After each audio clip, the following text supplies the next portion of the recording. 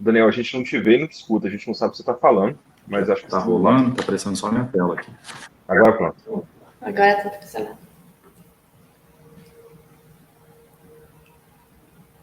Daniel, peraí, só um minuto, pessoal. O Daniel tá mudo. Para mim também. O Daniel tá mudo. Não escuto ele. Bom dia a todos, perdão aí pela conexão do áudio. Bom, prazer estar com todos vocês aí que estão nos acompanhando por essa live, promovida aí pela Comissão de Assuntos Internacionais da OAB de Minas Gerais, para tratar de um tema tão relevante, na nossa opinião, que é internacionalização, um tema apaixonante. Estou aqui recebendo alguns convidados muito importantes nesse processo de internacionalização, nesse mercado de internacionalização. Queria saudar aí a presidenta Sofia, da VMI. Acho que todos já ouviram algum campo da VMI nos aeroportos, vocês passam pelo processo de raio-x, né? O Delber, da Salary Fits, que vai falar um pouquinho aí do processo de internacionalização por essa empresa, que é uma fintech mineira, que desbravou aí o mercado internacional já há alguns anos, com grande sucesso. Falar também com o Walter, da iOasis, que é um dos maiores desenvolvedores de apps mobiles do Brasil, e também agora num caminho de internacionalização já há algum tempo, começando pelo Reino Unido.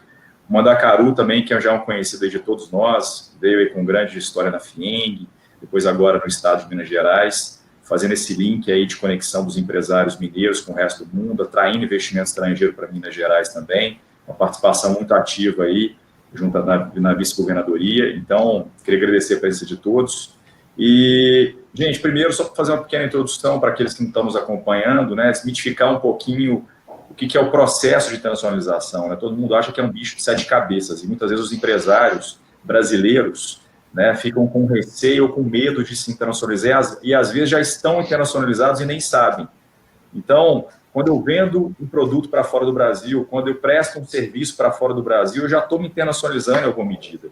Então, alguns empresários deram alguns passos a mais. Existem várias vantagens de se internacionalizar, e depois nós vamos falar um pouquinho sobre isso. O que nós estamos querendo aqui também é estimular quem está nos ouvindo, o empresário principalmente, a poder entender um pouco mais esse mercado e vislumbrar novas oportunidades de crescimento, de desenvolvimento, de sustentabilidade. Então, eu queria começar primeiro com a Sofia, começar primeiro com as mulheres, pedir para a Sofia que ela pudesse falar um pouco da VMI e também daquilo que vocês já fizeram em termos de internacionalização da VMI, Sofia, que você falasse um pouquinho dessa expansão internacional bem-sucedida para todos nós. Obrigado.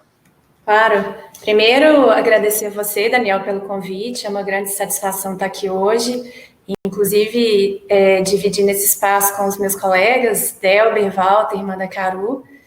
Acho que o tema é extremamente relevante para o mercado brasileiro, para o empresariado brasileiro, né? E realmente acho que internacionalização é uma barreira que a gente precisa quebrar, até cultural, né? A gente sabe que o Brasil tem um potencial muito grande, os brasileiros são pessoas com perfil aguerrido, né, que tem grande capacidade de flexibilização, tem essa vontade e cativa o cliente, né? Então eu acho que a gente tem tudo aí para fortalecer o mercado brasileiro. Não é sair do Brasil, mas sim expandir os negócios através da nossa base brasileira, né? E foi isso que a VMI fez. A VMI ela começou a exportar por volta de 2015.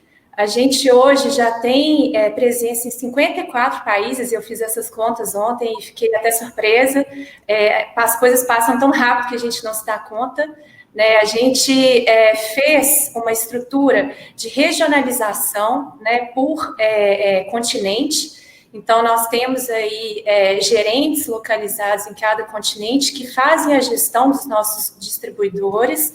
E, além disso, a VMI abriu uma filial em 2016 nos Estados Unidos.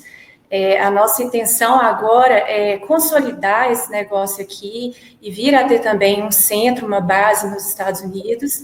E, por fim, a gente está com um processo bem interessante, junto com o Banco de Investimento americano, para formar joint ventures também nas regiões que a gente entende estratégicas do mundo, né? Estamos em busca de sócios investidores nessas regiões, para termos uma base mais focada nos clientes, nas demandas locais, de acordo com a cultura e nas necessidades de cada mercado, né?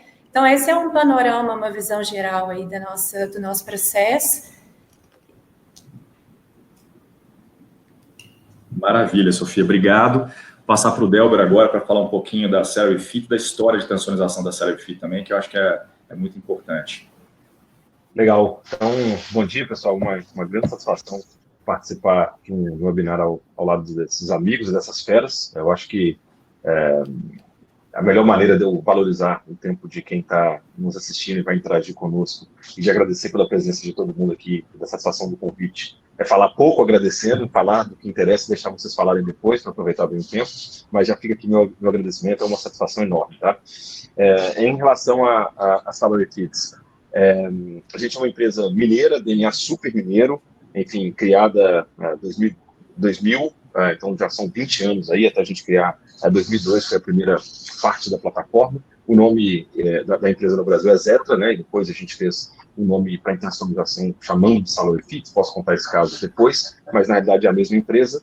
E o que a gente faz é ofertar saúde e bem-estar financeiro no ambiente de trabalho, né? A gente tem uma plataforma de infraestrutura tecnológica que a gente conecta na folha de pagamento e permite que o funcionário das empresas que trabalham conosco tenham acesso a produtos como empréstimo, plano de saúde, seguro, investimento e outros de uma rede de instituições financeiras que trabalham conosco. A ideia, é claro, é que isso vai ser deduzido da folha de pagamento, com mais acesso à informação e, consequentemente, os funcionários vão ter acesso a produtos com um preço melhor do que aquele que eles teriam, né, em condições melhores e de maneira mais facilitada. No Brasil, hoje, são mais de 3 milhões de pessoas que têm acesso a essa base, mais de 70 bi de crédito sendo gerido na plataforma, outros 15 bi em outros produtos, e a gente começou aí em 2013 e 2014 uma expansão para o México, de lá para o Reino Unido, Portugal, Itália e Índia, são os países em que a gente atua nesse momento. É claro que tem uma série aí de casos interessantes para contar, a começar de como iniciou o processo, foi um processo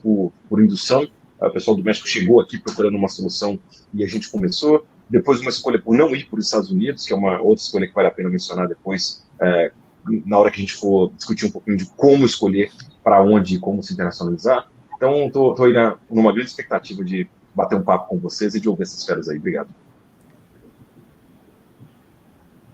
Obrigado, Delber. Agora vamos ouvir o Walter aí, vai falar um pouquinho da iOasis também e da história de internacionalização da iOasis. Pessoal, bom dia. Daniel, obrigado pelo convite. Prazer estar com vocês aí hoje. Então, a iOasis é uma empresa de tecnologia e inovação. Hoje a iOasis ajuda grandes empresas nos processos de inovação utilizando soluções e produtos digitais. E a história da iOasis com a internacionalização é bastante interessante, porque a gente começou um relacionamento quando a gente era muito pequeno com o governo britânico, então rolou um namoro aí nos primeiros anos de vida da iOasis, e no final de 2015 a gente resolveu passar por esse processo. A gente contou muito com a ajuda do Delber, que está aqui, que pode compartilhar as histórias da iOasis nesse processo, mas hoje a iOasis tem clientes, ou atendeu a clientes em mais de 10 países, e a gente tem uma operação no Reino Unido, uma empresa, a iOasis UK, desde o início de 2016. Então a gente tem bastante história para contar e compartilhar com o pessoal aí hoje.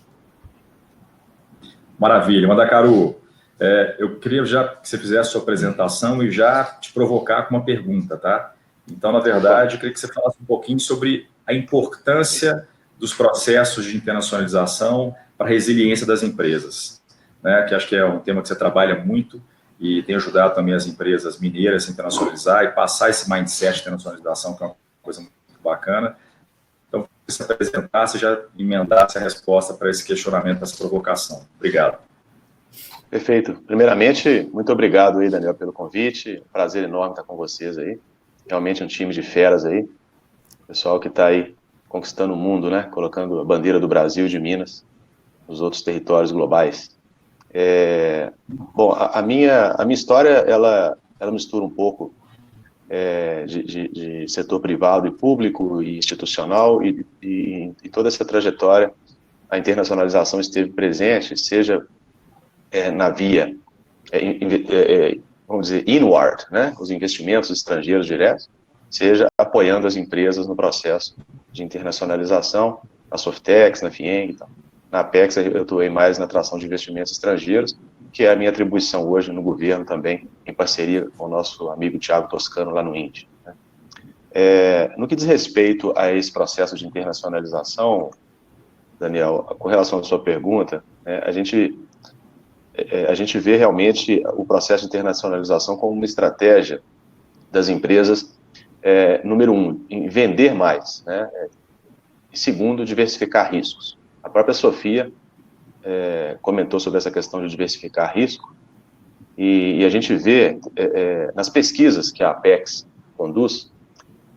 A Apex fez uma pesquisa há uns anos atrás, perguntando para as empresas que se internacionalizaram, as empresas brasileiras, as razões pelas quais elas se internacionalizaram.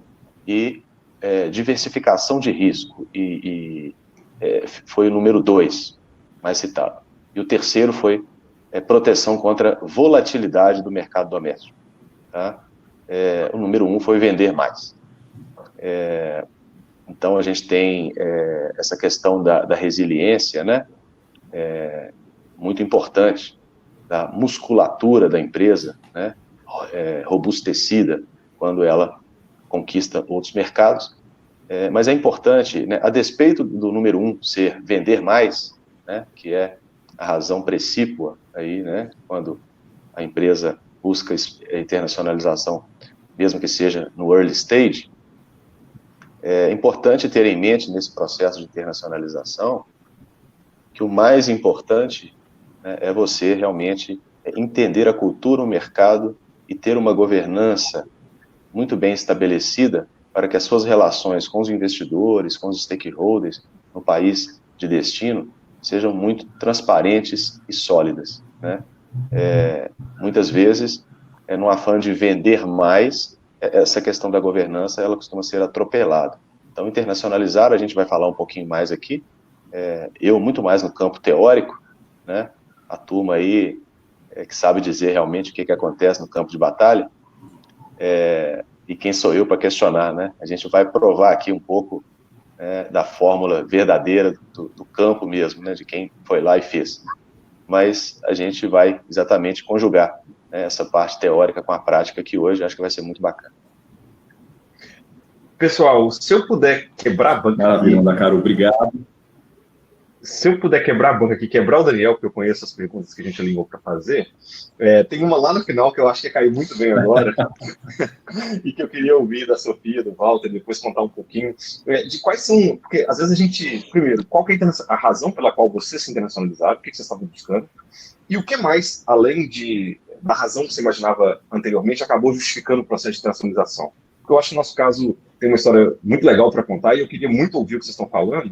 E eu estou invertendo a ordem das coisas aqui. Primeiro, para matar o Daniel de raiva, e segundo, porque eu acho que vai ser bem interessante ouvir as respostas. Eu vou bloquear o seu microfone, Delber, agora, inclusive. Você quer começar, Walter, ou eu começo? Eu não consegui ouvir o Walter. Pode falar, Sofia. Desculpa, estava no mudo aqui. Imagina. Então, vamos lá. Primeiro, acho que a questão mais óbvia, né, de internacionalizar realmente é expandir o mercado. Então, a VMI, ela teve um passo importante, que foi se consolidar e criar uma base realmente muito forte internamente no mercado doméstico. Posso dizer que hoje a gente praticamente domina o mercado, né, brasileiro, mas como uma das 5 ou 6 empresas mundiais que fornece scanner, desenvolve, fabrica e fornece scanners, a gente achou interessante ter a nossa marca expandida para o mundo, né? É um mercado que não tem fim. Então, apesar do potencial do mercado brasileiro, a gente sentiu essa necessidade de levar a marca VMI para os 4 cantos aí do mundo. Né? E claro que com todo esse movimento, a gente passa a ser conhecido, mais respeitado, ganha credibilidade, ganha experiência, a gente consegue inclusive ouvir quais são as necessidades diferentes do nosso mercado interno para aprimorar os seus produtos, né? Então eu acho que é muito enriquecedora, não só em termos financeiros, mas em termos de perenidade, reconhecimento e credibilidade da empresa. No caso da Oasis, desde o primeiro ano de vida, com um ano de empresa, a gente tinha ganhado um prêmio do governo britânico, o escritório deles aqui no Brasil, que é o DIT. Então, a gente começou um relacionamento com eles, visitamos o Reino Unido para entender o mercado, o ecossistema de startups ali do Reino Unido desde 2013. Então, a gente começou um namoro, esse processo levou aí 3 anos para a gente tomar a decisão oficial de abrir uma operação lá, mas nessa jornada a gente começou a atacar clientes em outros países. Eu lembro que em 2014 a gente já tinha vários clientes, na época a Ioase atendia muita startup, porque estava tendo o primeiro boom aqui na América Latina no mercado de startups, e a gente fazia aplicativos mobile para startup. Então, em programas como Startup Chile, por exemplo, a gente viajava sempre para o Chile e fechava vários contratos com startups que estavam recebendo aportes do programa no Chile, por exemplo. Então, essa jornada nossa de internacionalização, ela foi uma construção, ela não foi uma virada da noite para o dia, e a gente sempre quis aproveitar esse benefício que o nosso produto, por ser um produto digital, eu consegui entregar esse produto em qualquer lugar do mundo, sem ter um esforço maior de exportação que um produto físico, por exemplo, exige. Então, essa jornada foi muito fluida para nós. Legal. No caso da Salary Fits, como eu rapidamente comentei antes, a ideia veio um pouco por inbound, assim, foi uma indução de fora. A plataforma, como eu comentei, é uma plataforma que nasceu, né, para servir as operações de crédito consignado, que são a maior forma de crédito de consumo sem garantia do Brasil, né?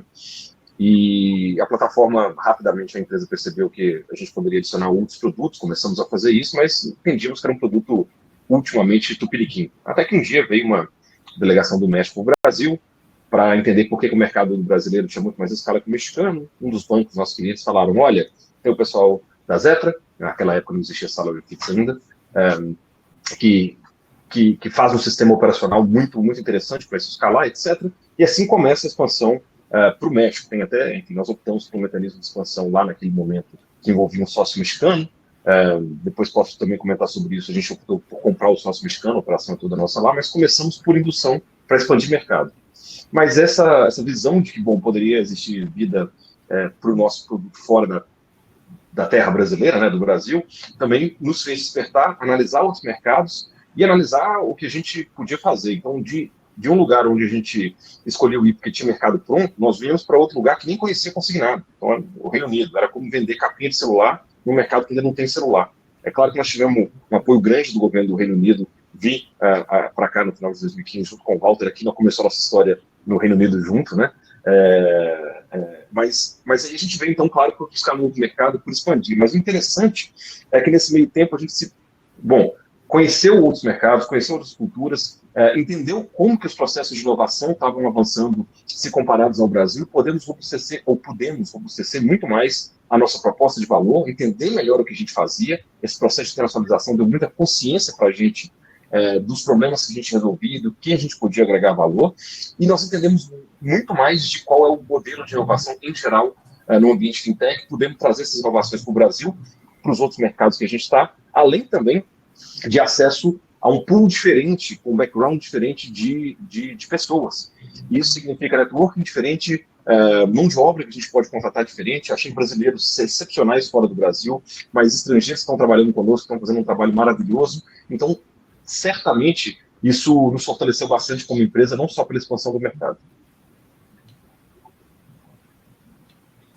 Maravilha. Eu queria agora provocar o Mandacaru. O Mandacaru fala muito da importância do soft land, né, nas nossas conversas, que é o pouso suave, né? Quer dizer, quando a gente escolhe um local para ser a nossa base de internacionalização. Então, aí, o Walter escolheu inicialmente o Reino Unido através da Ioase, o Delber, né, pela Salary Fits, o Reino Unido, depois houve uma expansão, a Sofia está lá falando de Miami com a gente, Estados Unidos Miami especificamente o local que eles escolheram para essa expansão internacional, eventualmente para ser o headquarter da VMI no futuro.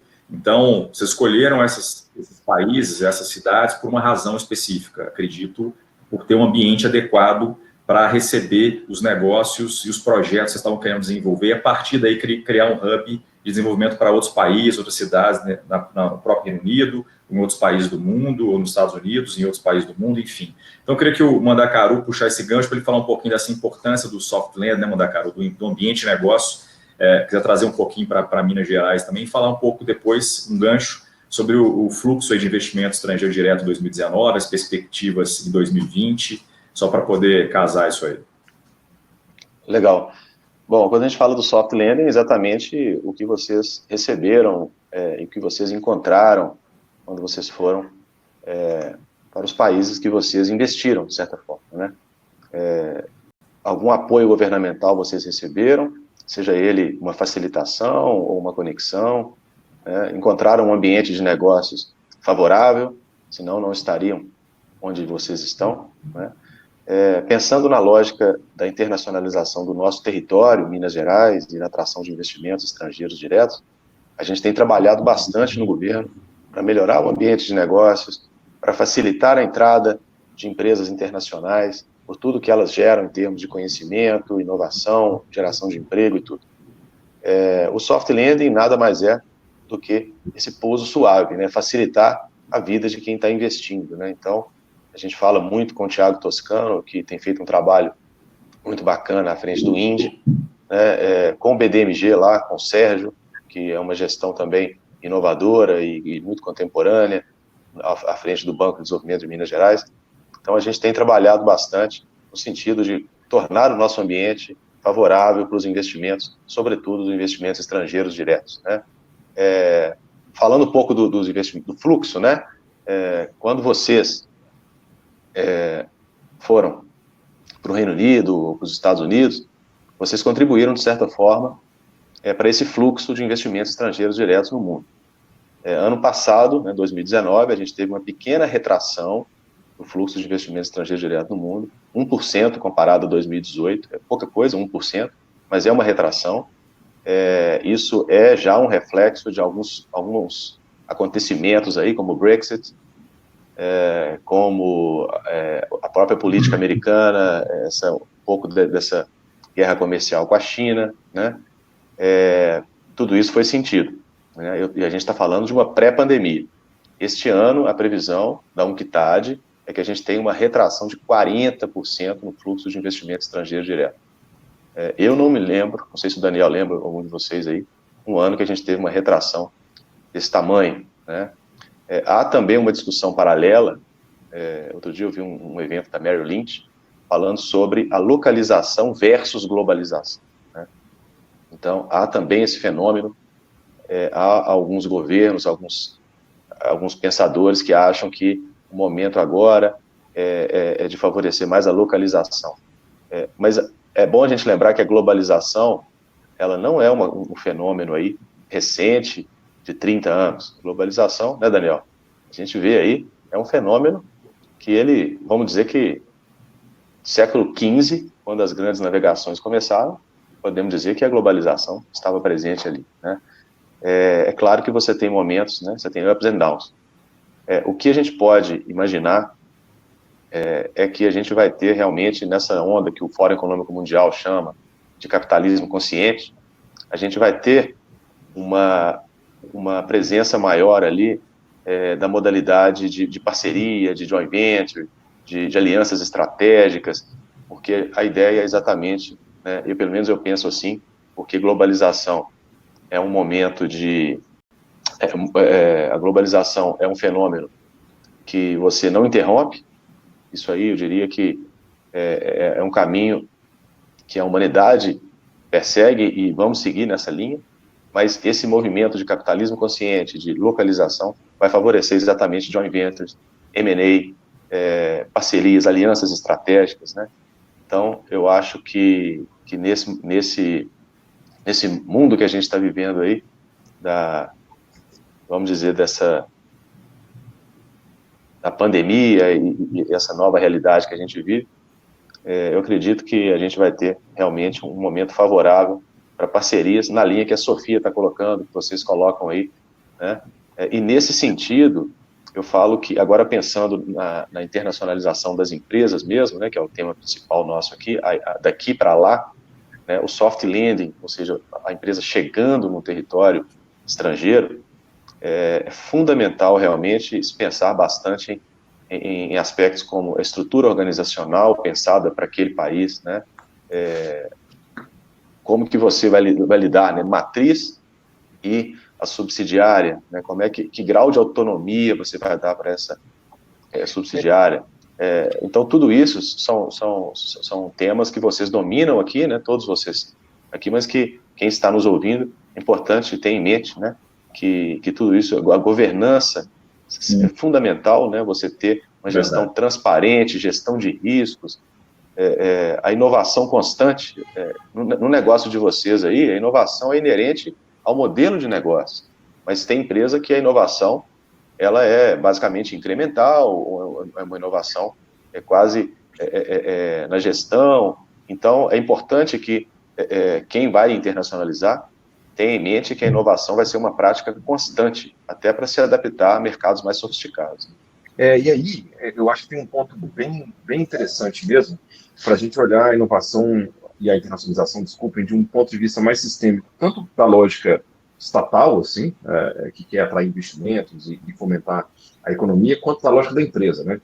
Eu sempre falo muito nessas discussões que a gente tem sobre internacionalização, eu faço a imagem de que você gastou às vezes 10 anos, 15 anos para construir uma empresa sólida, trabalhando 24 horas por dia, fim de semana, etc.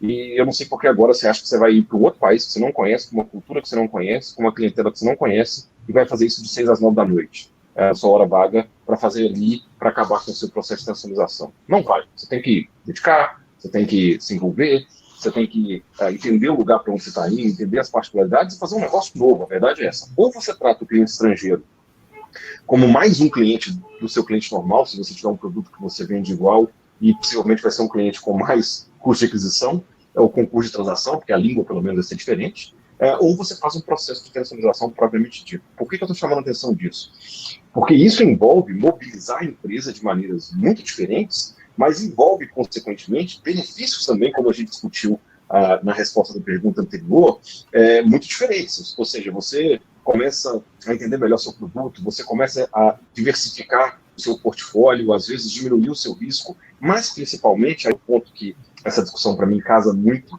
com a discussão de, digamos, de plataforma de internacionalização de governos locais ou regionais. Uma empresa internacionalizada, como as nossas aqui, elas crescem, ou tendem a crescer, né, se for bem sucedido, então elas vão contratar mais localmente, elas vão atrair investimentos.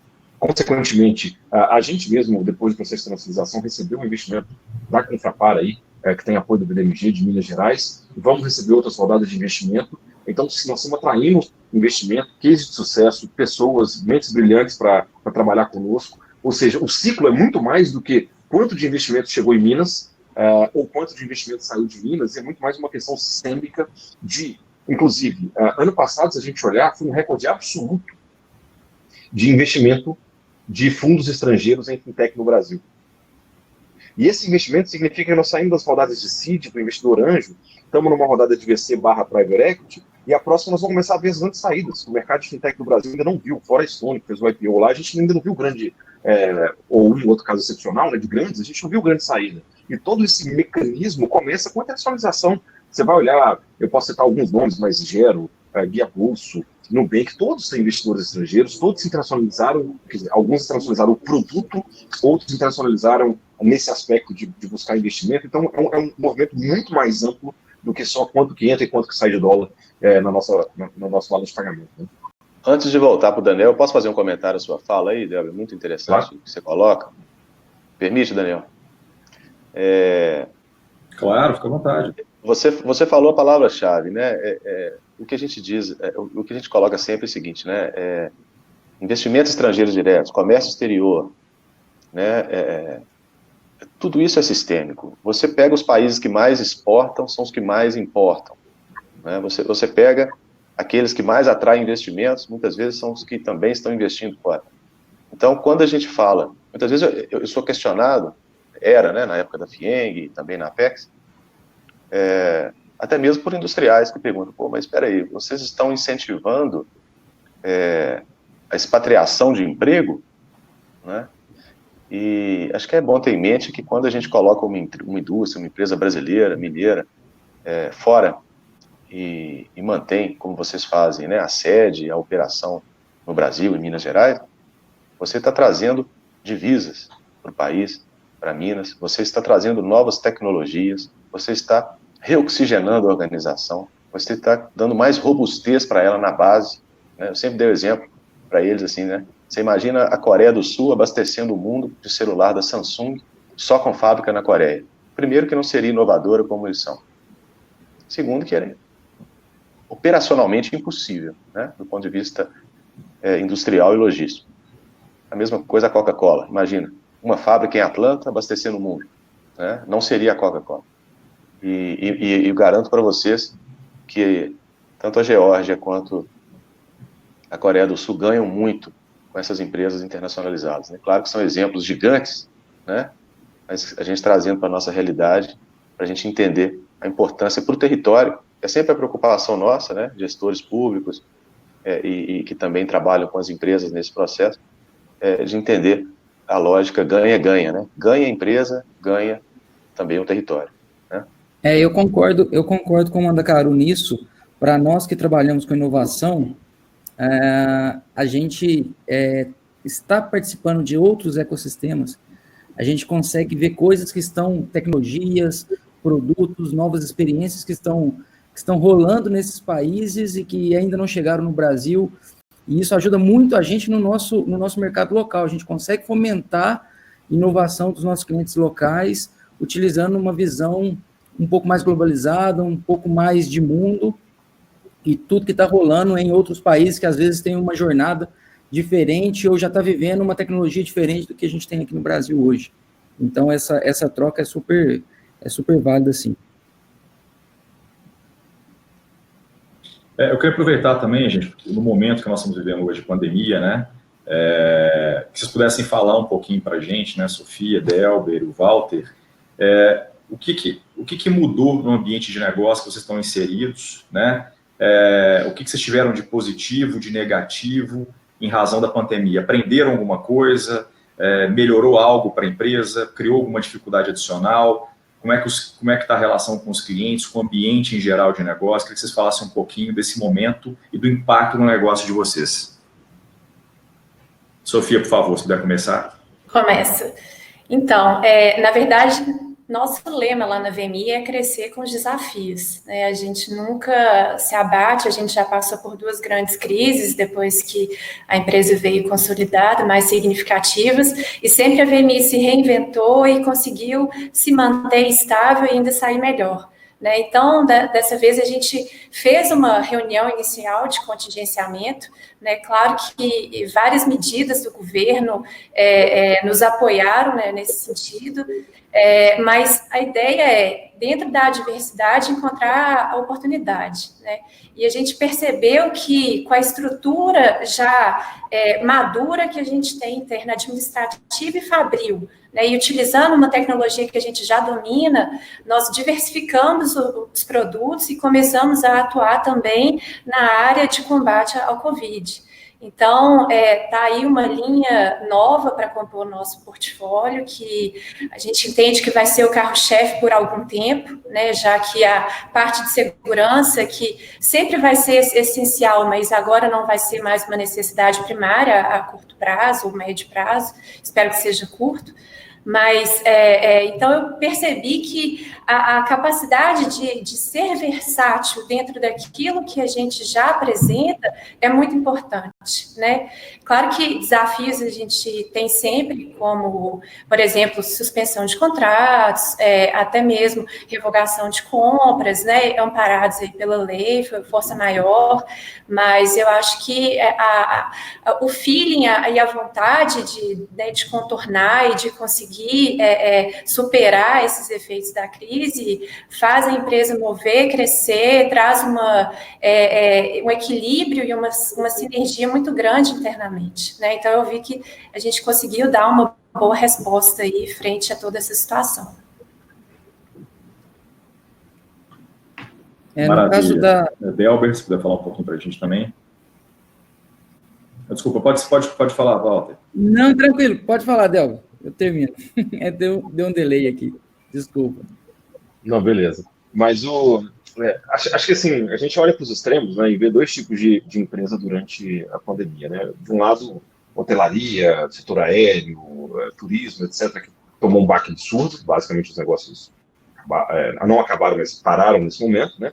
E de outro lado, plataformas como essa que nós estamos usando aqui para fazer o webinar, Zooms da vida, que tiveram um pico hiper acentuado e uma oportunidade única por conta da pandemia. Então são questões nichadas, né? Cada uma aí para o bem ou para o mal, infelizmente, no último caso, mas são empresas que foram quase que da água para o vinho impactadas com isso. Mas tem um grande pool de empresas também, particularmente para o pequeno e médio empresário, que fica meio que numa área do limbo ali, que pode ter algumas vantagens, outras desvantagens, e é muito importante a gente ter consciência da nossa situação. No caso da Zeta, da Salary Fits, tem um pouco disso. Assim, a gente foi muito impactado negativamente pelo fato de que a gente financia o investimento, a expansão internacional com recurso brasileiro.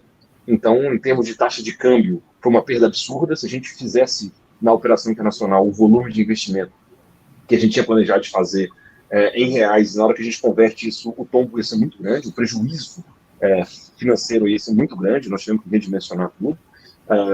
Mas, ao mesmo tempo, a nossa proposta de valor, que é uma proposta de trazer bem-estar financeiro para as empresas, para os colaboradores das empresas, ela passa a ser muito interessante nesse momento, né? Então, por exemplo, a gente tem muito servidor público na nossa base no Brasil, que tem estabilidade. Às vezes, infelizmente, a outra metade da família perdeu o emprego, e eles conseguem um empréstimo de longo prazo, que acompanha a renda familiar por 8, 10 meses, que eles vão pagar ao longo de 60 meses, às vezes até mais do que isso, e trazer alguma estabilidade. Então, a gente viu ainda, nos mercados que a gente está mais consolidado, Brasil e México, algum crescimento da procura pelos produtos que estão na nossa plataforma, e que também deu para a gente uma indicação de que o mercado pós-pandemia pode ser interessante. Então, acho que a gente, claro, cada caso é um caso, mas a gente tem que, de fato, repensar as oportunidades, e acho que uma coisa que a gente pouco fala, que a crise deu, é senso de prioridade, né? Todo mundo, de alguma maneira, parou, tanto do ponto de vista pessoal, mas principalmente profissional, repensou e falou assim, olha, onde é que eu tenho a maior eficiência aqui, onde é que eu consigo maior retorno? Acho que essa preeminência do senso de prioridade é uma coisa bem interessante de ver como que aconteceu em diferentes negócios aí. Concordo muito, Delber. A questão da prioridade foi algo que para a gente também foi bastante discutido nesse momento, porque quando a gente está vivendo um mercado extremamente aquecido, a gente quer atuar em todas as frentes disponíveis, e quando chega nesse tipo de situação, nesses momentos de crise, a gente precisa desenvolver essa habilidade de priorização. Bem, dentro do contexto da Oasis, eu acho que nenhum tipo de segmento, nenhum tipo de empresa vai passar ileso por essa fase, por esse momento, é uma crise global, mas eu vendo os outros mercados, eu vejo que o mercado de tecnologia e de inovação, graças a Deus, ele está sendo menos atingido do que os demais mercados, mas, de toda forma, está nos exigindo uma resiliência enorme, repensar várias coisas, começar a olhar para dentro e rediscutir processos, e isso amadurece o negócio de uma forma geral, e a gente acredita também que pós-pandemia a gente tem um horizonte super interessante, porque muita gente está até brincando que várias empresas fizeram a transformação digital de 5 anos em 1 mês. Empresas que jamais admitiam fazer home office, teve que forçar um home office em uma semana da companhia inteira. Então, essa é uma dinâmica que mudou muito, e não tem como as pessoas não saírem mudadas, e as companhias, em geral, desse processo. Então, tem muita gente que não tinha se preparado em termos de soluções digitais antes da pandemia, e viu a necessidade de ter uma maturidade digital dentro do negócio, independente da atividade. No nosso caso, a gente atua aí com várias indústrias, farmacêutica, química, indústria de base, e todos eles estão vivendo um dilema de passar por esse processo de transformação digital, e a pandemia acelerou esse processo. Então a gente tem um horizonte aí bem interessante para o período pós-pandemia. Bacana. Mandacaru, ainda voltando para o tema internacionalização, queria que você falasse um pouco para a gente como é que o Estado de Minas Gerais está auxiliando os empresários mineiros a se internacionalizar. E aí tem uma plataforma muito interessante, eu queria que você falasse também, que é o Aeroporto Indústria, né, que está aí a pleno vapor, funcionando, e que pode ser realmente um hub aí para favorecer os processos de internacionalização, principalmente exportação de produtos, enfim, operações de drawback. Queria que você falasse um pouquinho e que o Estado de Minas Gerais está oportunizando para os empresários para facilitar os processos de internacionalização? Bom, para responder a sua pergunta, acho que eu vou alinhar aqui com vocês um pouco de informações sobre o Estado, embora todos aqui mineiros, mas a audiência aí pode ter também pessoal de fora, mas mesmo entre os mineiros, a gente não sabe, né, as informações completas do nosso Estado, mas para a gente ter uma ideia, assim, geral do que Minas exporta, né, aproximadamente 1%, um terço do que a gente exporta é minério, 1/3 é agronegócio e 1/3 são bens manufaturados. Esse 1/3 de agronegócio, em torno de 30% é agroindústria, né? Ou seja, 2/3 nós estamos falando de commodity. Então o Estado realmente é um Estado exportador de commodity, mas aquela lenda de que Minas só exporta commodity também está errado, ok? A gente exporta, sim, bens manufaturados. A gente exporta helicóptero, a gente exporta veículos, a gente exporta autopeças, mas é uma verdade, sim, que nós somos muito dependentes ainda da exportação de commodities. Quando a gente fala da internacionalização, eu acredito muito no que eu chamo de inward internationalization, que eu vou dar até um exemplo aqui de uma empresa que segue exatamente isso, né? A história dela foi isso. Então, que está diretamente atrelada à atração de investimentos estrangeiros diretos, na linha do que o Delber colocou, dessa lógica sistêmica, né? Então, Minas Gerais, nos anos 70, atraiu a Fiat. Foi um investimento estrangeiro direto robusto. E uma das grandes vantagens do investimento estrangeiro direto é a geração de spin-offs, a criação de clusters de cadeia de fornecedores no seu entorno, né? Hoje a Fiat tem aproximadamente 200 fornecedores aqui num raio talvez de 100 quilômetros.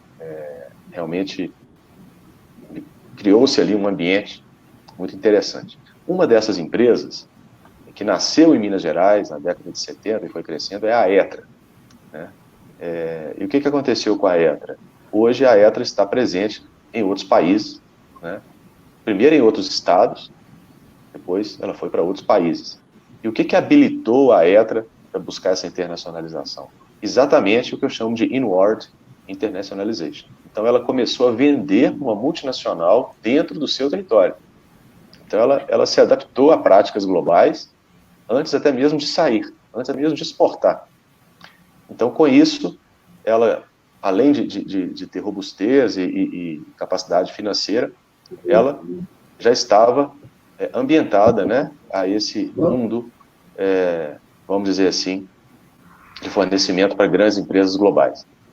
Nesse aspecto, por que eu cito esse exemplo, né? Porque nós acreditamos muito que o investimento estrangeiro direto é realmente o caminho para a internacionalização do nosso território e, por consequência, favorece a internacionalização das nossas empresas, né? Nós temos instituições no Estado, e agora extrapolando até o papel do governo, nós temos instituições como o FIENG, como o SEBRAE, né, que atuam de forma exemplar e muito importante no apoio às empresas nesse processo, tá? A FIENG tem lá a Rebeca, né, que todos nós conhecemos aí, que está à frente do Centro Internacional de Negócios. A FIENG, historicamente, apoia a indústria no processo de internacionalização, né? Então, eu diria que, na linha dessa sinergia que o Delber colocou, desse ambiente sistêmico, a gente tem que pensar o Estado como um todo. Não dá para o governo resolver tudo, não dá para o governo ser o único pensador e executor. Então, a sociedade, as empresas, as instituições como o FIENG, todas ali engajadas nesse tema que nós todos aqui nós que estamos aqui acreditamos, né, que a internacionalização, seja ela por meio da atração de investimentos estrangeiros ou por meio da internacionalização das empresas, é realmente um caminho para um desenvolvimento sustentável, para a geração de empregos de valor, para a geração de tecnologia, inovação, né? A gente pega os países mais internacionalizados, né? A gente vê realmente uma qualidade de vida, uma renda, um ambiente de inovação muito acima da média daqueles países que são pouco internacionalizados, né? Então, não é um achismo, a gente comprova isso aí realmente na prática, a gente cita exemplos aí, né? Acho que já virou até jargão, né? Citar Singapura, citar Dinamarca, citar Suécia, né? Recentemente, Portugal tem sido um exemplo incrível de sucesso econômico e social aí, e a gente pode ver que Portugal busca a internacionalização como um meio também do seu desenvolvimento, né? Então, Minas Gerais, o que Minas Gerais está fazendo, né? A gente está realmente focando bastante na atração de investimentos estrangeiros diretos, de uma forma sistêmica, de uma forma organizada, colaborativa, né? A gente trabalha de forma transversal, né? Então a gente tem o INDE como o gateway para investir em Minas Gerais, né? Uma instituição que tem mais de 50 anos e que agora tem uma gestão realmente focada nesse ponto de atração de investimento. Temos lá o Juliano Alves Pinto, como subsecretário lá no Desenvolvimento Econômico, cuidando de toda a agenda de internacionalização, de apoio às empresas nesse processo de alcançar terceiros mercados, e com toda a diplomacia que ele domina, né, por ser do Itamaraty e estar aqui conosco em Minas. Nós temos o BDMG atuando de forma incrível, né, nesse momento aí de crise, com medidas anticíclicas importantes, que favorecem, sim, os investimentos, com acordos internacionais importantes que o Sérgio tem firmado, né, a Codenge também, com seu papel importante de indução a novos investimentos, e aí você tem as secretarias, né, infraestrutura, trabalhando com pacote de concessões aí, que vai favorecer bastante os investimentos, a agricultura também, né, a gente trabalha fortemente com a Secretaria de Agricultura para conectar exatamente os investimentos, sobretudo o agritech, ao nosso agronegócio. Então, o trabalho que Minas tem feito, o que eu posso dizer para vocês, a gente tem tentado trabalhar em rede, o que não é fácil, mas que passa para o investidor uma tranquilidade, né, e que mostra que a gente está alinhado, né? E, claro, citando de novo aqui a Federação das Indústrias, o SEBRAE, instituições parceiras, que sempre contribuem para esse processo, né? Eu acredito também que quanto mais Minas diversificar a sua pauta exportadora, mais a chance da gente internacionalizar mais empresas, que é o caminho seguinte. Algumas empresas já buscam imediatamente a internacionalização pela necessidade de estar próximas ao cliente, não sendo possível a exportação de bens e serviços à distância, né? É o caso, por exemplo, do Delber aí, não é isso, Delber?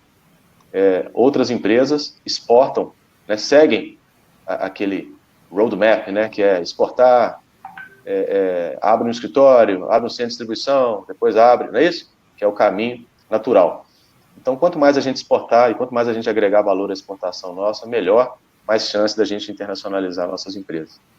Acho que foi longa a resposta, mas o tema acaba empolgando, a gente vai linkando um assunto a outro, né, Daniel?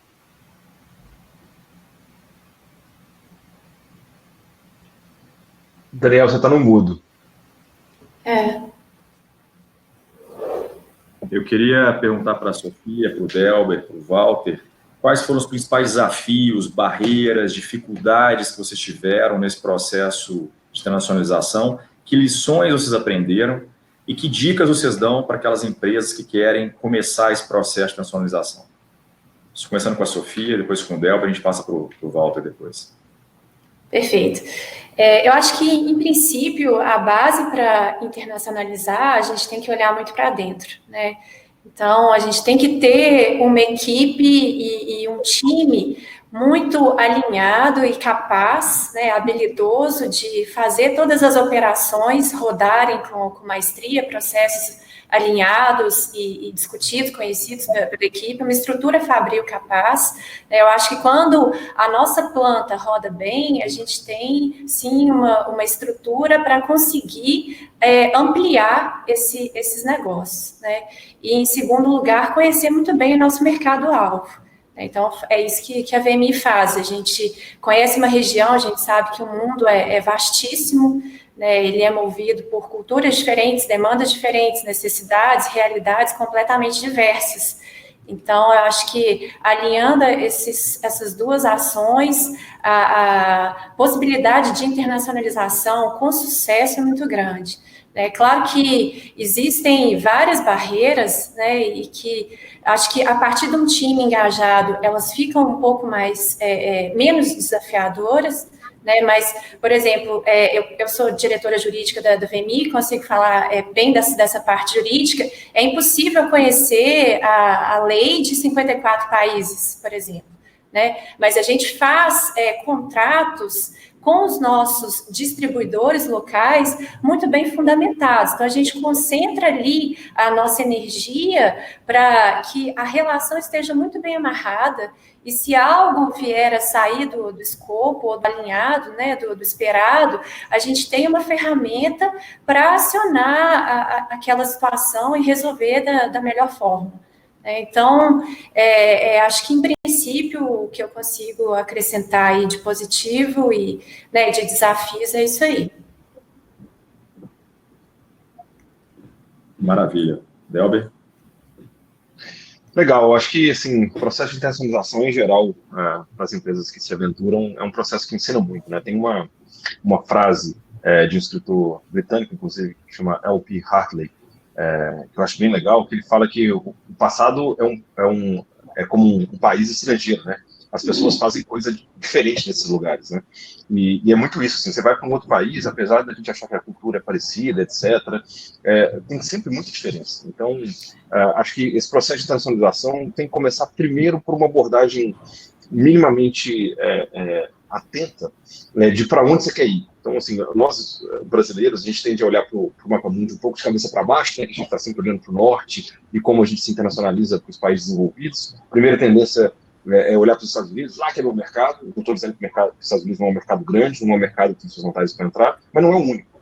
Então, você tem que parar, analisar. Nós começamos com o México por uma demanda já existente. Só completando aí, Delber. Vai lá.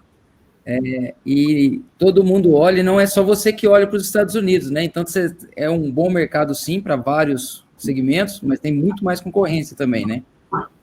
Uhum. Com certeza, e aí vem um pouquinho do caso da Salonfits. Quando a gente olhou para o mercado americano, cara, primeiro, do ponto de vista de fintech, era um mercado que estava alguns anos atrás do que estava acontecendo no Brasil e na Europa.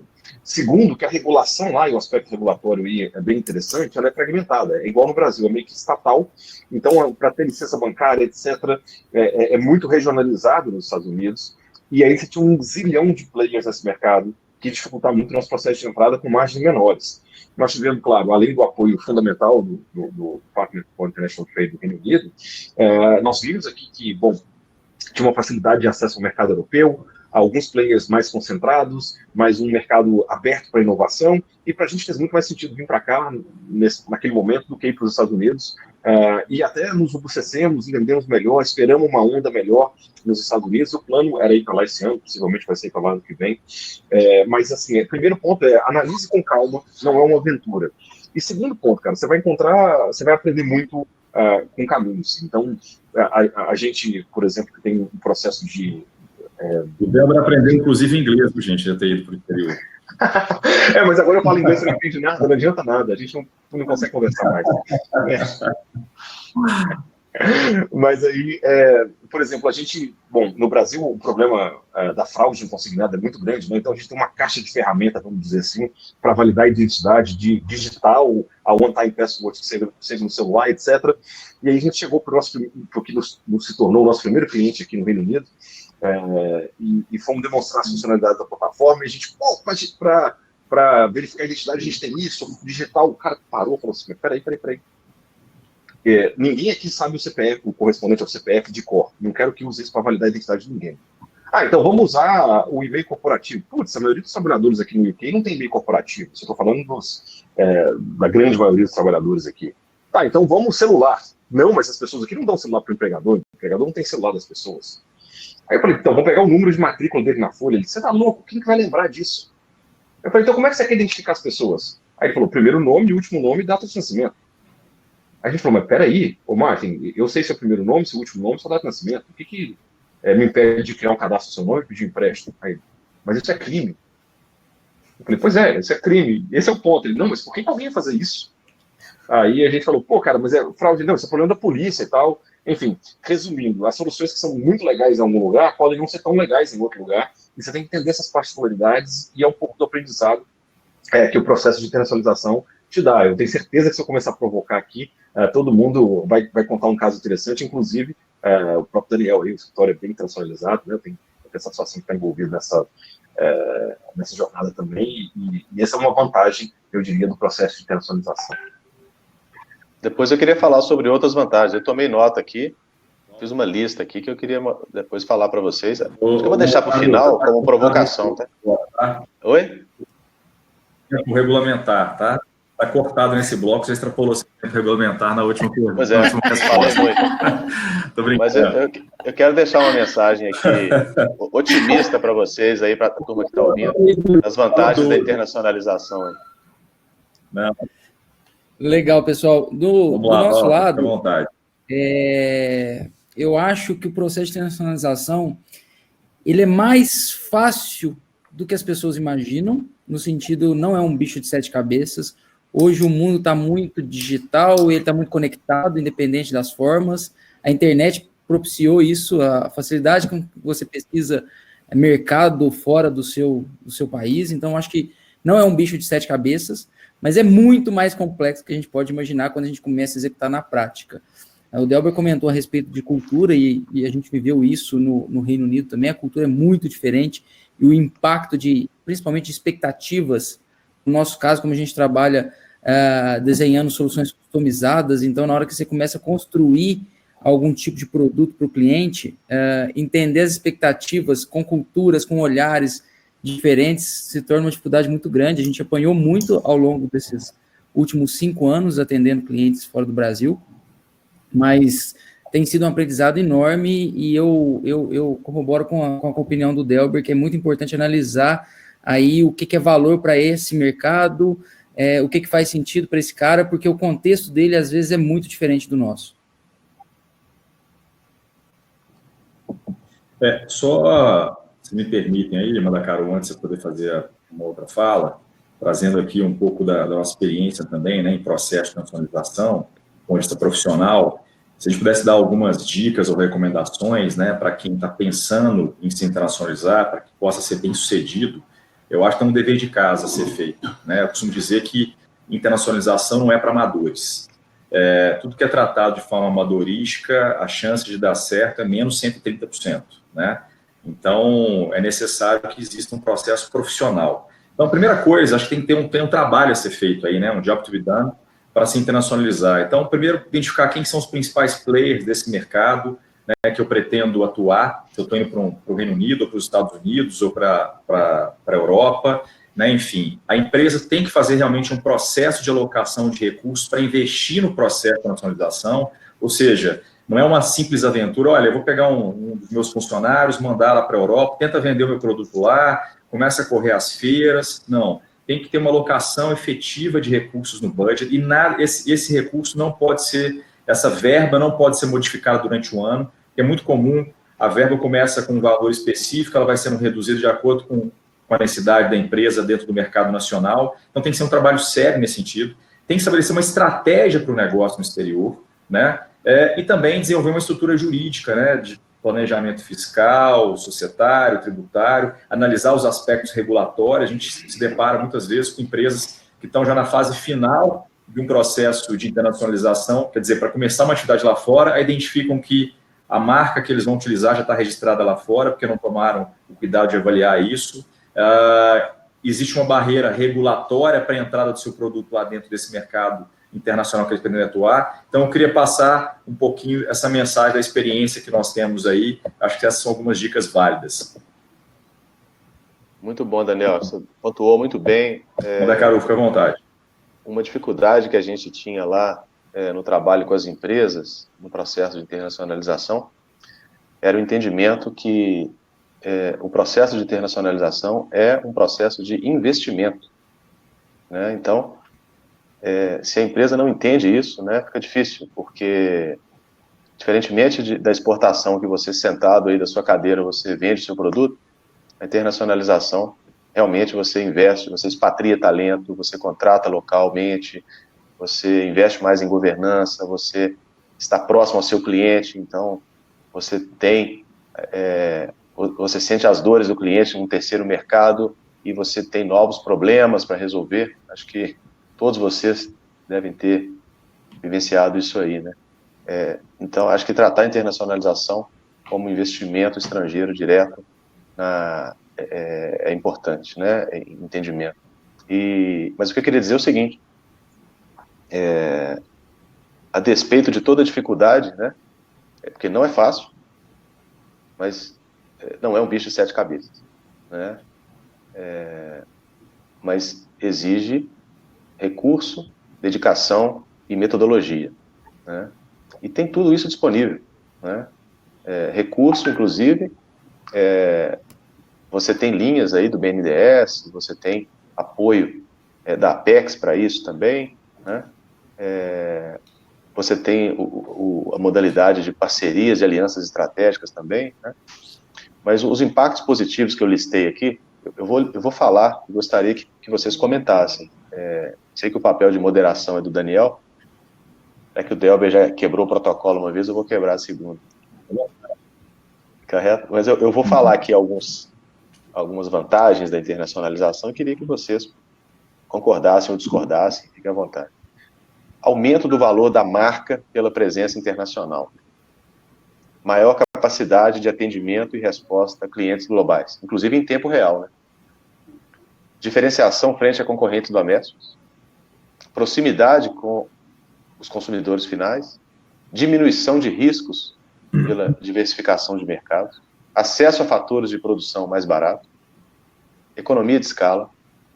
Aquisição de novos conhecimentos. Elevação do nível técnico, desenvolvimento de novos produtos e serviços, muitas vezes em colaboração com players internacionais, diversificação da fonte de receita do país de origem e o maior controle sobre canais de distribuição. Vocês conseguiram obter esses benefícios aí, pelo menos na sua maioria? O que vocês podem dizer sobre isso? Daniel, se você quiser comentar aí. Não, perfeito. Inverti o papel aqui, né? Vamos lá. Ótimo, estamos aqui para isso, tem que ser dinâmico.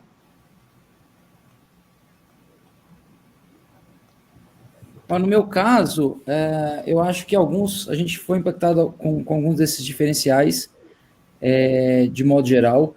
Eu acho que você ter fonte de receita diversificada, ela é super interessante e acho que a própria Sofia comentou isso em outro momento, nas nossas conversas, que você dilui risco, você tem ganho de aprendizado e experiência em outros momentos. Por exemplo, eu vivo o inverso do Delber hoje, em termos de câmbio. No momento da crise, por exemplo, quando a gente começou a operacionalizar no Reino Unido, a gente investiu num câmbio de 3,70 libras, se eu não me engano, e hoje algumas coisas que a gente manda dinheiro de lá para cá com câmbio de R$7 quase, né, Delber? Então, no meu caso, isso foi favorável, mas até esse processo tem que ser muito bem analisado, porque tanto no processo de investimento como no processo de retorno desses valores para o Brasil, por exemplo, tem que ser muito bem estudado também. Bom, no caso da VMI, tudo que o Mandacaru falou, eu consigo nos enxergar nesses contextos, né? Hoje, a nossa receita oriunda de exportação em relação ao produto, ela já representa mais ou menos 50% do faturamento da VMI. Acho que isso é extremamente importante, dá um gás e uma flexibilidade para a empresa para fazer outros investimentos em desenvolvimento de portfólio, né? E, em especial, no caso do nosso produto, estar próximo do mercado consumidor é extremamente importante. O Delber até falou falou isso, e eu concordo em gênero, número e grau. Eu acho que as realidades de mercados, elas são muito grandes, né? Então, um body scan que a gente, por exemplo, fornece para penitenciárias no Brasil, ele não faz sentido em uma outra realidade, por exemplo, vou chutar aqui, mas do Japão, né? Então, é importante a gente estar próximo, entender o mercado a fundo, né? E eu acho que todas essas colocações do Mandacaru, elas fazem muito sentido na nossa realidade. Esse é o ponto. Assim, acho que o nome do jogo aí, para a gente poder aproveitar isso ao máximo, entender que o processo de internacionalização passa por etapas muito diferentes e as opções que você faz têm implicações diferentes. Então, por exemplo, a gente ter uma operação brasileira que vai financiar a operação internacional, além disso, captar recursos no Brasil para fazer isso nos expõe a um certo risco de câmbio, por exemplo, como a gente está sofrendo agora, mas, por outro lado, a partir do momento que a gente tem uma operação lucrativa fora, esse risco, às vezes, se inverte, a gente está tendo benefício por isso. Ao mesmo tempo, a gente tem a vantagem por estar no Brasil consolidado, com uma marca forte, tendo acesso a um perfil de mão de obra hiper qualificada, a gente consegue fazer coisas do Brasil de maneira muito eficiente, servir a operação internacional. Então, acho que a questão é para o empreendedor, ele sempre começar com planejamento, mas sempre ir avaliando esse planejamento. Isso tem a ver até com o perfil das pessoas que estão alocadas na operação. Às vezes, num determinado momento da operação, de tirar, enfim, a operação da inércia é um tipo de perfil de pessoa que tem que estar lá. Depois, a operação toma um outro tamanho, a gente tem que localizar mais certas funções, porque essas pessoas precisam estar lá no mercado no dia a dia. Então, assim, é claro que esses benefícios estão todos aí à disposição, mas você ter mais ou menos, colher mais ou menos esses benefícios passa muito pela maneira que você se planeja inicialmente e o quanto você é capaz de incorporar as lições que você aprende e se tornar mais resiliente, né? Só complementar um ponto que eu acho que é interessante também, quando a gente se internacionaliza, a gente consegue provar que a nossa tese é escalável, né, de negócio. E a gente consegue também, está falando, todo mundo precisa de capital, né, para expansão, para crescimento, e a Sofia já falou sobre isso, o Delba falou do investimento aí da Confrapar, quer dizer, até para uma atração de investimentos, investidores, de parceiros, de joint ventures, quando você está fora do seu país de origem, já está em outro país, envolvendo o seu negócio, que é o seu core business, você consegue provar para o investidor que a sua tese é escalável, que ela tem, na verdade, uma possibilidade de ser expandida para o resto do mundo, que ela já é testada em mercados maduros, como é o caso do Reino Unido, o caso dos Estados Unidos, né? Porque o investidor, ainda mais o estrangeiro, tende a desvalorizar um pouco aquela tese que está só ainda no Brasil. Então, a gente agrega valor para a empresa em termos de investimento quando a gente tem um serviço prestado fora do nosso país, um produto vendido fora do nosso país que já é testado em mercados tão maduros como é o caso dos Estados Unidos, Reino Unido, União Europeia, enfim. Tem uma pergunta feita pela Raquel Kibrit, que eu queria repassar para vocês. Nessa dificuldade que nós estamos tendo hoje em interação social, de se conectar com as pessoas, como é que vocês estão fazendo para poder conseguir novos clientes? Como é que vocês estão conseguindo interagir com clientes, com prospects, para gerar novos negócios nesse momento? Clientes internacionais, queria dizer. Posso começar? Como a gente diversificou o portfólio para a área de saúde, a gente não está enfrentando tanto problema em acessar o cliente que está nessa ponta, né? Porque virou uma atividade essencial, inclusive, né? Sempre foi, mas primordial e urgente agora. Então, esse approach ele não está tão complicado como em casos mais comuns e ordinários, né? Sim. Eu acredito muito que tem que ter uma sensibilidade enorme nesse momento, porque todos os players e segmentos diversos estão passando por uma fase muito crítica e a prospecção ela não pode acontecer de forma muito ativa. Eu acho que o momento agora, como fornecedor, é de atuar muito de forma consultiva e de estar ao lado dos seus clientes nesse momento. Por exemplo, a gente tem uma atuação muito forte dentro de companhia aérea, que foi extremamente impactada nesse momento de pandemia global. Então, não é momento de eu estar tentando vender algo mais para esses clientes, e sim se disponibilizar de estar ao lado deles para ajudá-los a enfrentar essa crise. No meu caso, por exemplo, a gente se colocou à disposição com até com skills que às vezes a gente não tinha dentro do cliente, disponibilizando de graça para contribuir, para ajudar, para tentar não deixar a peteca cair, porque, como no nosso caso a gente acredita muito num trabalho de parceria, acho que a gente tem que ser parceiro tanto nos bons momentos como nos momentos críticos. Então, a gente atuou muito assim e com muito cuidado nessa questão de prospecção. Eu acho que vocês mataram aí o cerne da questão, né? Primeiro, nós temos uma questão de processo, forma, que a maneira de, aquela lógica um pouco de, para fechar um grande negócio, para fazer uma grande coisa, a gente tem que encontrar pessoalmente, simplesmente ela não está à disposição mais, tem que achar um outro mecanismo, né? Então, a gente tem que se reinventar. Isso faz com que muitas pessoas sejam mais abertas para conduzir um processo, conduzir uma negociação, conduzir um fechamento de maneira virtual, de maneira remota.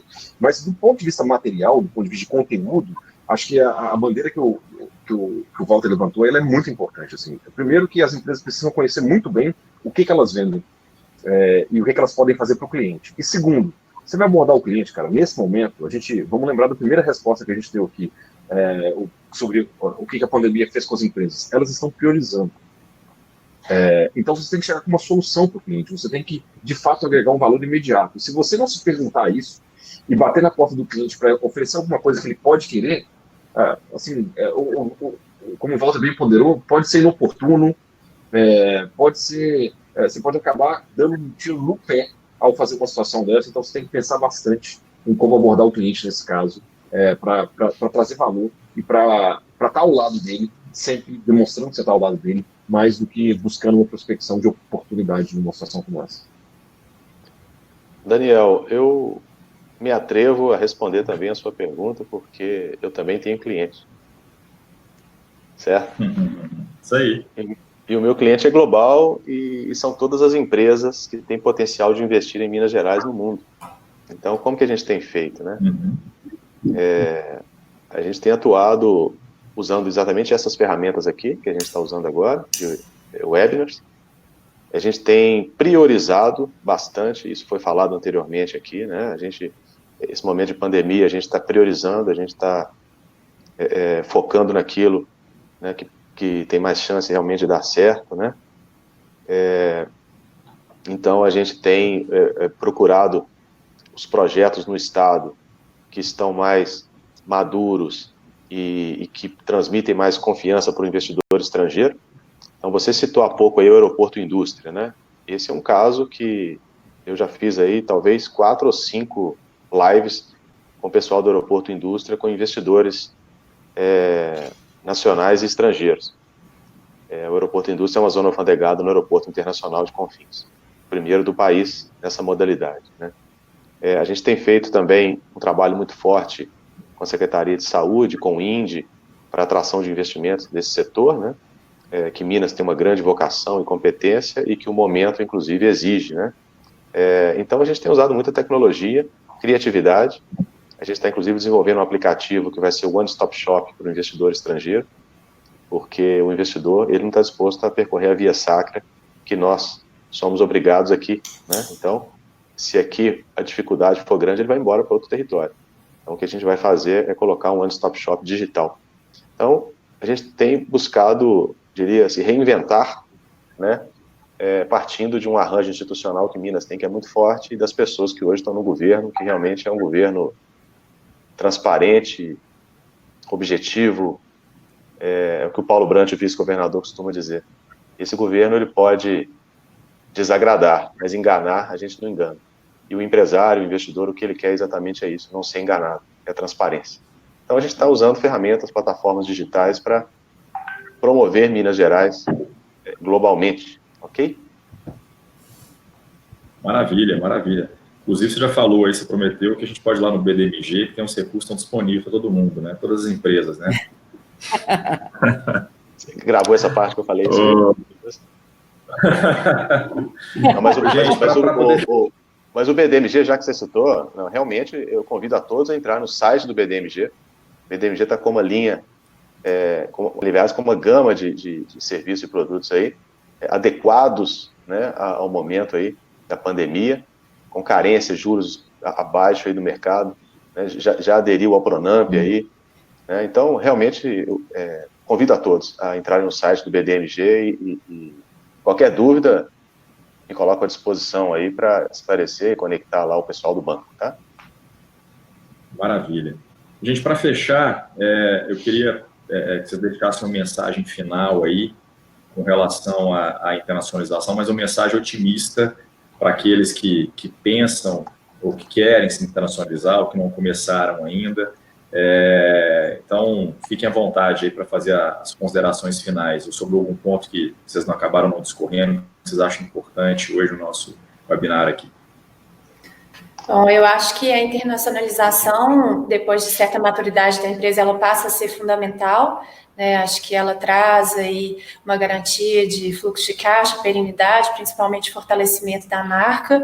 Então, ter essa coragem de dar o passo, como o próprio Walter falou, não é um bicho de 7 cabeças, né? Acho que a partir do momento que a gente passa a interagir com outros países, outras estruturas, a gente vai se familiarizando e se sentindo mais à vontade, encontrando, né, suporte local, tanto, né, jurídico, quanto de uma pessoa que vai, de fato, rodar a operação ali.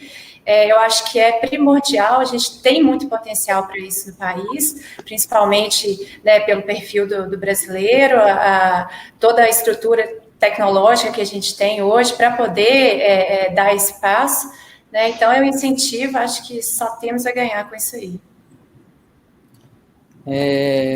Eu acho que seria legal, no meu ponto de vista, trazer uma mensagem para os empreendedores digitais e que está pensando nesse processo, e até mesmo nesse momento de crise, como a gente tem, ao mesmo tempo que nós temos muitas empresas encerrando as atividades, infelizmente, tem muitas novas empresas nascendo diante da crise, diante de algumas oportunidades que a crise nos apresenta. Então, eu acho que é importante para essas empresas que estão nascendo começar a pensar, desde o day one, já pensar global. Eu acho que tem que atuar de forma local, mas pensando sempre na globalização, porque quando a solução é digital, ela tem uma escala muito grande de forma global, então é importante, desde o início, já ter esse pensamento, que isso facilita muito o processo posterior, né? Então, as empresas que estão surgindo aí já ter esse pensamento de estruturar o negócio com uma visão global, que isso vai facilitar lá na frente, e é um caminho sem volta, eu acho, esse processo, ainda mais pós-pandemia, onde algumas regiões do mundo vão estar um pouco mais sensíveis que as outras, e a gente vai ter algumas outras oportunidades fora do Brasil. Acho que, assim, processo de internacionalização bem sucedido, vou dar receita aqui para quem quiser anotar. Escolhe um mercado em que seu produto tem uma aderência boa, você venda com uma margem grande e com escala. Pronto, está resolvido. E você vai ser bem sucedido e vai ter muito lucro. Mas brincadeiras à parte, é claro que é sempre um mistério como fazer isso, mas tem algumas dicas bem interessantes para você que quer se internacionalizar, né? Primeiro, entenda de verdade seu produto. Descrever o seu produto não é descrever o que ele faz para o mercado, o que ele traz de valor para o mercado. Né? Para dar um exemplo claro, que se você descreve um carro como um veículo automotor que leva alguém do ponto A para o ponto B, você nunca explica a diferença de preço de um Prius para uma Ferrari. Né? Então, você tem que entender o que você vende, o que seu produto traz para o mercado, para que você possa, primeiro, conseguir chegar nesse lugar e vender o seu produto. Então, entenda o que o seu produto faz, o que ele resolve. Não descreva o seu produto, que é uma coisa muito diferente. Segundo ponto, entenda o mercado para onde você vai. Saiba o aspecto regulatório, seu produto pode ser proibido, ou ele pode ter que mudar em relação ao aspecto regulatório, você pode ter que ter maior ou menor presença lá, você pode conseguir vender tudo do Brasil digitalmente, ou você pode ter que ter um parceiro local, então entenda o mercado para entender o seu processo de internacionalização. E a terceira grande dica é aloque recurso. É um pouco daquela história que eu falei antes. Se você demorou anos para construir sua empresa virando noite e sem fim de semana, você não vai conseguir fazer isso de 7 às 9 ou de 7 às 10 da noite, porque você não faz internacionalização no fim de semana. Então, vai demandar planejamento, investimento, e é importante que o empreendedor esteja disposto a fazer isso.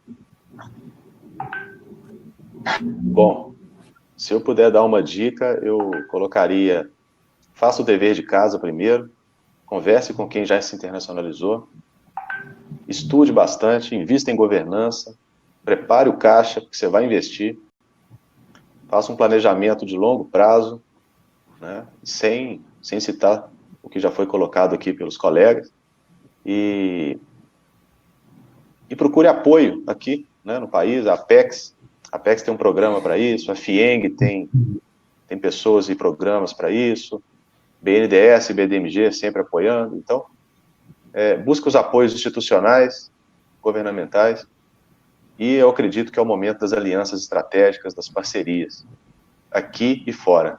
Então, acho que essa que resumindo, seria a minha dica. Maravilha. Gente, eu queria agradecer muito em nome da Comissão de Assuntos Internacionais da OAB de Minas Gerais, a presença de vocês, a participação, enfim, as dicas, as falas, os ensinamentos, enfim, a troca de experiências. Acho que foi muito rico o debate.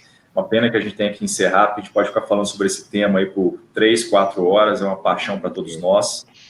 Espero que a gente tenha outras oportunidades para continuar falando. E para quem está nos ouvindo aí, né, para quem está nos assistindo também, estamos todos nós aqui à disposição. A gente depois pode responder outras perguntas ou ficar em contato com vocês e também complementar aí aquilo que foi dito, se vocês precisarem de algum auxílio. Muito obrigado a todos. Uma boa manhã, né? Uma boa tarde aí, o Delber está fora, né? A Sofia também. Obrigado, viu, gente? Eu que agradeço. Um abraço a todos aí. Obrigada, pessoal. Prazer. Obrigado, pessoal. Foi um prazer. Até mais. Valeu. Tchau.